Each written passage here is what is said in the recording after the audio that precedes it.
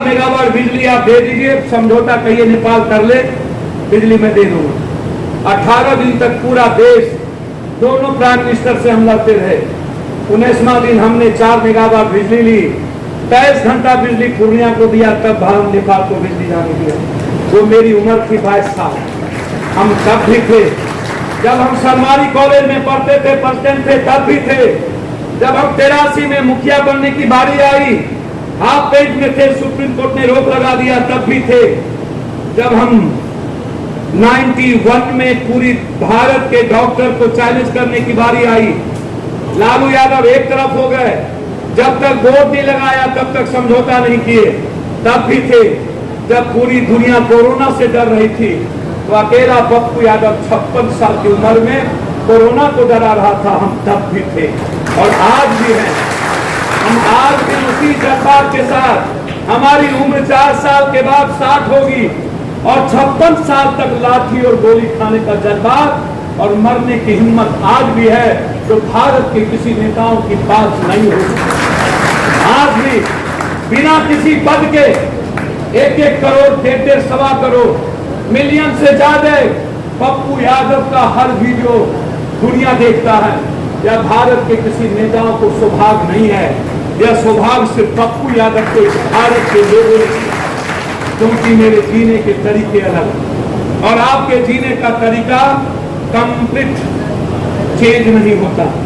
आप बिहारी से भी बदतर हैं, आप उससे भी नीचे हैं, आप अपनी रसूख से बाहर नहीं निकलते, आप दलाली कल्चर से बाहर नहीं निकलते, आप न्यू ऑरा नहीं बनाना चाहते, आप न्यू चेंज नहीं चाहते, आप हमेशा छोटी छोटी तरीके में जीना चाहते।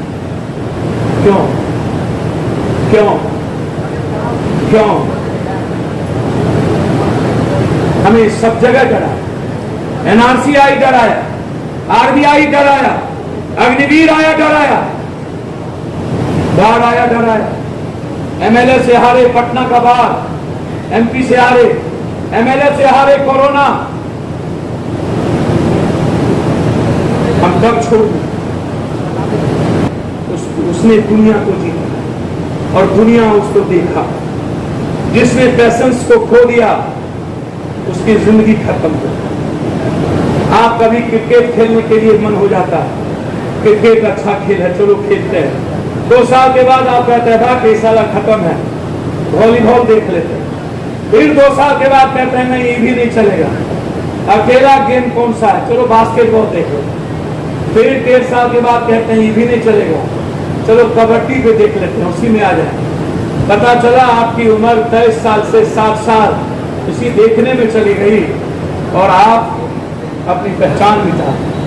आप यहाँ से गेट तक जाते हैं और फिर वहां कहते हैं कि नहीं। अग्निवीर नैतिक समर्थन देने वाला विपक्ष जो बीजेपी की बी टीम है, हिंदुस्तान में अग्निवीर पर किसी ने बोलने की हिम्मत नहीं की। काहे के पैसे की जानकारी आपको कब नहीं मिली? आपने कह दिया नहीं है मेरे पास। काला धन कितना है भारत का नहीं जानकारी, क्योंकि भारत चली गई नाइजीरिया से नीचे और अदानी चला गया दुनिया में 1 to 10 में। एक आदमी 1 to 10, भारत दुनिया का सबसे नीचे। आप जरा बताइए मोदी जी, आप सच कहां हैं? ये आपको बता देना चाहिए। केंद्र सरकार 2014 में 56 लाख करोड़ कर्ज था, पत्रकार दी, और अभी वो कर्ज है 139 लाख करोड़। 2023 तक भारत पर 156 लाख करोड़ कर्ज होगा। 23 तक 24 के चुनाव के पहले 113% कर्ज श्रीलंका पर बढ़ी तो राष्ट्रपति और पीएम का घर जल गया। 93% कर्ज पूरे भारत पर लद गया, हम इस नहीं कर पाए। किसान 900 मर गया, हम इस नहीं कर पाए। एमएसपी तो दुगुना करने में आप ठग लिए, हम इस नहीं कर पाए। आरबीआई ने हमारी जिंदगी छीन ली, हम इस नहीं कर पाए। अग्निवीर ने हमें डरा के खत्म कर दिया, हम इस नहीं कर पाए। महंगाई हमारे घर को छीन ली, हमारी महिलाओं को आत्महत्या करने पर मजबूर कर दिया, हम मिस नहीं कर पाए। ऑक्सीजन गैस सिलेंडर हर घर से निकाल दिया, हम मिस न कर पाए। बच्चों की दूध का निवाला खत्म हो गई, हम मिस न कर पाए। गरीबों के थाली में मात आटा का भरोसा था, हम मिस नहीं कर पाए। हम जानना चाहते हैं मोदी जी आपसे, क्या दुनिया का कोई आदमी इतना झूठ बोल सकता है? अमित शाह जी, आप नड्डा जी बिहार में हैं, हम बिहार के झूठ के पुलिंदों से, भाई दामोदर भाई नरेंद्र मोदी के झूठ से मैं शुरू करूंगा। और वो पहला स्पीच होगा नरेंद्र भाई मोदी का आरा में, जहां 1.25 लाख करोड़ रुपया के बारे में इन्होंने चर्चा की थी। कितना पैसा चाहिए? 1.25 लाख करोड़। आरा में आपने ये बात कही, 1 रुपया नहीं दिया। दूसरी बार जब आप आए गांधी मैदान में, तो आपने जादव और कृष्ण के इतिहास की चर्चा की थी और आपने कहा था कि मैं आऊंगा, मैं दोगला का पैदाइश नहीं हूं, मैं सबसे पहले कृष्ण के भूमि पर, यदुवंशी के भूमि पर और बाबू जगदेव जी, कर्पूरी ठाकुर, जननायक बाबू वीर कुंवर सिंह, विद्यापति कबीरदास, कवि दिनकर, लोरीक सलहेश, ऐसे जो महापुरुषों से, नानक से लेकर के राजा अशोक, आर्थिक साम्राज्य का मगध जो सूखा पड़ा है, याद करिए नरेंद्र भाई मोदी, आपने विशेष राज्य और विशेष पैकेज की बात की थी। आप जब गए मोतिहारी के मैदान में, आपने कहा था भाइयों अगले बार मैं आऊंगा तो इसी मोतिहारी के चीनी मिल का चीनी का चाय पीऊंगा। मोदी, अमित शाह जी, यदि थोड़ा सा भी आपको गैरत है, याद करिए 3 कर्मचारी आत्महत्या कर लिया और उसके बाद 4 आदमी को जमीन माफिया मार दिया। चीनी मिल की सारी जमीन हड़प ली। उस मंच पर नीतीश कुमार जी भी थे। आपसे नीतीश कुमार जी ने भीख मांगा था, आपसे नीतीश कुमार पटना यूनिवर्सिटी का भीख मांगा, आपसे नीतीश कुमार ने जमालपुर रेलवे फैक्ट्री के केंद्रीय विश्वविद्यालय का भीख मांगा।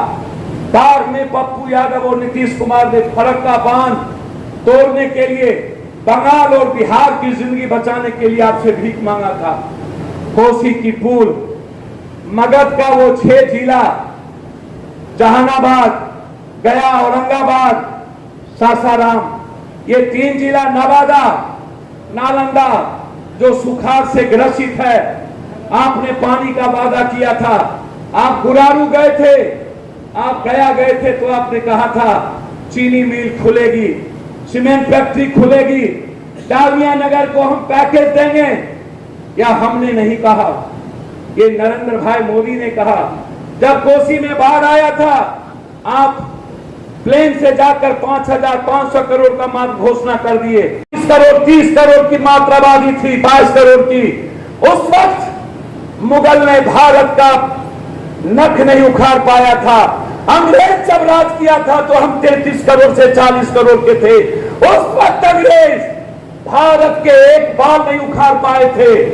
जब हम 140 करोड़ के हैं, पूरी दुनिया सोशल मीडिया से भरी पड़ी है। पूरी दुनिया आज एक एक इंसान को देखता है। कोई जाति को कोई गाली नहीं दे सकता, किसी जाति को कोई मिटा नहीं सकता, किसी दलित को कोई कमजोर नहीं कर सकता।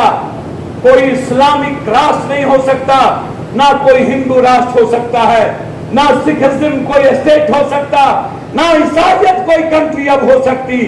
पूरी दुनिया खड़ी है सोशल मीडिया के नींव पर।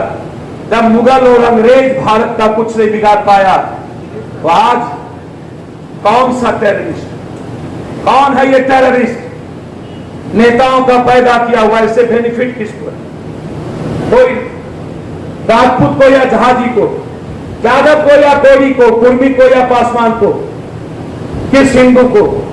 राम को मानने वाले लोग कभी हाथ नहीं उठाएंगे, कृष्ण को मानने वाले लोग कभी गाली नहीं देंगे, बुद्ध को मानने वाले लोग कभी दूसरों को ठेस नहीं पहुंचाएंगे, नानक को मानने वाले लोग कभी दूसरों की इज्जत के साथ खिलवाड़ नहीं करेंगे, शिव को मानने वाले लोग कभी इंसानियत पर चोट नहीं करेंगे, इस्लाम को मानने वाले लोग प्रेम के अलावे दूसरी बात नहीं करेंगे।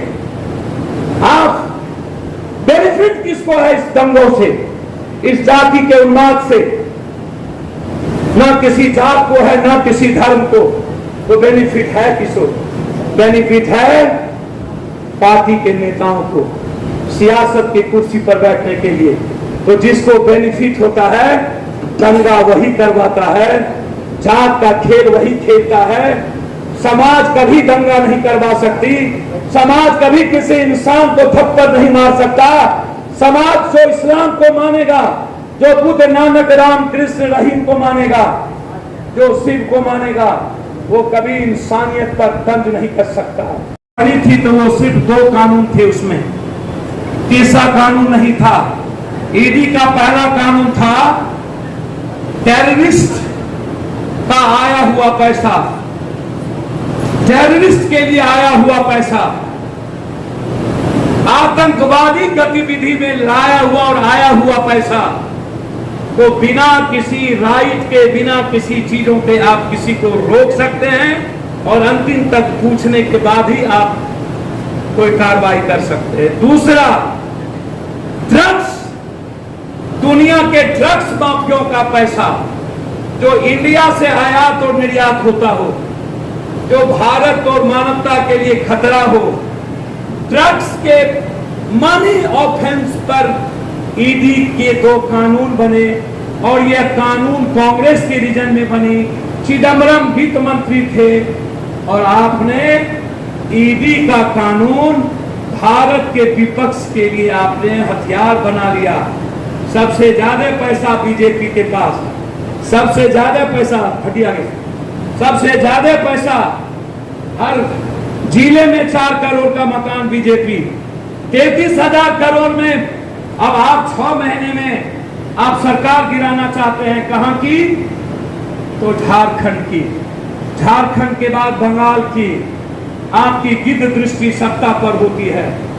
जहां जहां मैं मानता हूं कि विपक्ष चोर नहीं होंगे, ऐसी बात नहीं है, विपक्ष के पास भी अकूत पैसा होगा, लेकिन मोदी जी सबसे पहले ईडी की जांच किसी पर होनी चाहिए तो वो अदानी है, वो अंबानी है, वह कॉरपोरेट है, वह पदाधिकारी है, वह मंत्री है, वह एमएलए एमपी है। विपक्ष के एमएलए पूछताछ करने की जरूरत पड़ गई, गिरफ्तार करने की जरूरत पड़ गई, क्योंकि लालू यादव और नीतीश कुमार सरकार के लिए 2 कदम बढ़ा दिए। युवराज नहीं चाहते थे, क्योंकि युवराज पहले ही आपने वादा कर ली थी और आप नीतीश कुमार को 2024 तक बिना पानी के मछली की तरह तड़पाना चाहते, पेंडुलम की तरह रखना चाहते हैं। और 2024 के बाद नीतीश कुमार तो आप औकात बताना चाहते हैं, जो 200 सीटों पर आपने तैयारी शुरू कर दी। 43 सीटों में नीतीश और उसके घटक दल और 200 में बीजेपी। अपने मियां मिठू सबको औकात है, नीतीश जी भी 243 तैयारी कर ली, आप भी कर लीजिए। है कौन आपके पास? बीजेपी, नरेंद्र भाई मोदी जी, आपके पास सिर्फ अदानी है, अकूत पैसा है, ईडी है, सीबीआई है, आपके पास इन्फोर्समेंट डायरेक्टर है, आपके पास मरवाने की क्षमता है। आप किसी को मरवा सकते हो, जेल में डलवा सकते हो, आप अपने पैसे के बदौलत वोट खरीद सकते हो, लोकतंत्र को मार सकते हो, लेकिन आप चुनाव डायरेक्ट नहीं जीत सकते। और मैं आज कहना चाहूंगा, हिंदुस्तान में जब महंगाई बढ़ी तो विपक्ष गायब, सिर्फ कांग्रेस। जब किसान लड़ रहे थे विपक्ष गायब, सिर्फ कांग्रेस। जब हिंदुस्तान में जब कभी सेकुलरिज्म पर, जब कभी भारत के छोटे छोटे टुकड़े करने पर, जब साउथ अलग, जब कभी स्टेट की पॉलिसीज पर चैलेंज हुई, या भारत का विपक्ष चुप रहा। जब ईडी पूछताछ सोनिया जी से कर रही थी कि एक बार भी Lalu ji and family tweet तक नहीं किया। राहुल जी पर जुल्म हो रहे थे, पूरा देश, पूरा कांग्रेसी सड़क पर थी, एक बार भी विपक्ष ने ट्वीट नहीं किया, भारत का कोई विपक्ष ट्वीट नहीं किया। लेकिन जब 52 एमपी को लोकतंत्र बचाने और महंगाई के खिलाफ लड़ने के लिए जब वो एमपी को आप बाहर निकाल दिए, आपने जुर्म किया, तो कांग्रेसी 87 एमपी आप विपक्ष के एमपी के लिए खड़ा हो गया। कहां चली गई ममता दीदी जी? क्या हो गया आपके ओज में? मोदी जी, आप जिंदा इसीलिए हैं कि विपक्ष ईडी और सीडी के डर से चुप है। आप उस दिन मर जाइएगा जिस दिन डर खत्म हो जाएगा इन लोगों के भीतर। है औकात तो राहुल गांधी, पप्पू यादव जैसे लोगों को, रंजीत रंजन जैसे लोगों को चुनौती करा के दिखा देना। इस जन्म में क्या, 7 जन्म में तेरे जैसे गीदड़ों से, तेरे जैसे दुनिया के सबसे बड़े झूठों से मरना पसंद करेंगे, लेकिन तुम्हारे जैसे खिखर भोकी से कभी डरेंगे नहीं और तुम्हारे खिलाफ जंग का आगाज करेंगे। जब भी लोकतंत्र बचाने की बारी आएगी, जब भी मां और बेटियों की हिफाजत की बारी आएगी, जब भी राष्ट्र को बचाने की बारी आएगी, जब भी जाति धर्म पर हमला होगा, उसकी सुरक्षा की बारी आएगी, पप्पू यादव एक अदना सिपाही हर इशू पर आपका साथ हमें कभी नहीं मिला। इस दिन मैं दोगलाई करना चाहूंगा, कर लूंगा, सत्ता आपके नजदीक होगा और फिर आप लड़ना भूल जाइएगा और आपकी सत्ता खत्म हो जाएगी। आप लोग बड़े परेशान आत्मा। मैं दोगलाई करना चाहता तो बहुत पहले कर लिया होता। हम भी बीजेपी के केंद्रीय मंत्रिमंडल के हिस्से होते, या तो नीतीश कुमार जी के हिस्सेदार होते, या तो कांग्रेस के हम भी हिस्सेदार होते। हमने कभी मांगा नहीं, कभी नहीं। 12.5 साल के बाद हम नंबर 1 बन के दोनों निकले। फिर जब हम लोग संघर्ष और लड़ रहे थे, परिवार और हम लोग की स्थिति अच्छी नहीं थी। कंप्लीट रूप से कोरोना के चलते हम लोग 6-6 महीना मुलाकात नहीं हो पाती थी। खालीपन था, मैडम के ऊर्जा सही दिशा में नहीं जा रही थी। तो राहुल गांधी और सोनिया गांधी ने, डेस्टिनी क्या होती है ये मैं आपको बताऊं। आप चलते रहो, पैसेंस रखो, बढ़ते रहो और अपनी जिंदगी की परवाह ना करो। डेस्टिनी आपको दुनिया के लिए खड़ा कर देगी और कब आपको कौन चयन कर लेगा इसको कोई नहीं देखा। रंजीत रंजन और पप्पू यादव ने कभी कुछ नहीं मांगा। जो दिया कांग्रेस ने, शायद उसकी कल्पना नहीं हो सकती है। और आज मुझे गर्व है कि जब आवाज विपक्ष की भूमिका की बारी आई तो रंजीत रंजन नंबर 1 आवाज के रूप में राज्यसभा में खड़ी है और वो लड़ रही है, वो मरने के जज्बात के साथ बढ़ रही है। और मुझे गर्व होगा जब इस नेशन के लिए हमारा परिवार का एक एक टुकड़ा, एक एक खून का बूंद, हम हो या मेरी पत्नी, मेरे बच्चे, जिस दिन इस बिहारी और भारत के राष्ट्र के लिए, भारत के हर व्यक्ति के लिए जिस दिन हम अपने को खत्म कर देंगे, उस दिन ही मेरी जीवन की सफलता होगी। यही है मेरे जीवन का सबसे बड़ा लक्ष्य। हम क्या होंगे क्या नहीं होंगे उसकी चिंता मत करिए। हम 10 साल पहले भी हो गए होते, हम इस चुनाव में भी हो गए होते, लेकिन मैंने आपको खोना नहीं चाहा, मैंने आपके साथ धोखा करना नहीं चाहा, मैं अपने नेताओं के साथ धोखा करना नहीं चाहा। लेकिन जब time will must be important, परिस्थितियां हीरो बनाती है, व्यक्ति हीरो नहीं बनाता। चेंज नियति का नियम है, इसको कोई नहीं रोक सकता, ना प्रकृति ना ईश्वर। चेंज हो के रहे, गलतफहमी का शिकार मत होइएगा। हिटलर को भी बहुत घमंड था, I am the world and I am the change. Germany के लोगों ने कहा बाप रे बाप, वर्ल्ड जर्मनी और जर्मनी चेंजर। लेकिन जब हिटलर समाप्त हुए तो जर्मनी के मिट्टी के धरती से निकालकर उसे कब्र से बाहर फेंक दिया। हिटलर को भी बहुत, रावण को भी बहुत ताकत थी। गलतफहमी के शिकार मत रहिएगा अमित शाह जी। झूठ के बुलंदों पर दुनिया की नींव नहीं रखी जा सकती। पेट की भूख हिंदू मुसलमान की आहट को नहीं रख सकते।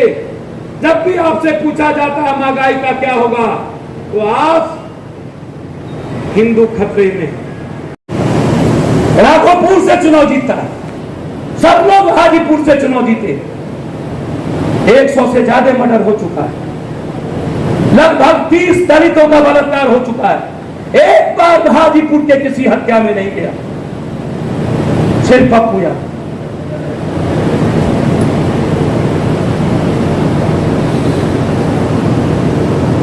आपको क्या लगता है हमको सेंटीमेंट नहीं है? आपको क्या लगता है हम नहीं चाहते हैं क्या?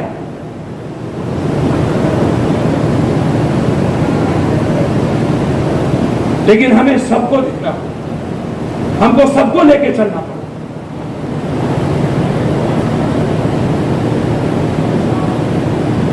इसीलिए जितने लोग आए हैं आपको मेरे हृदय से थैंक, मैं आपको प्रणाम करता हूं।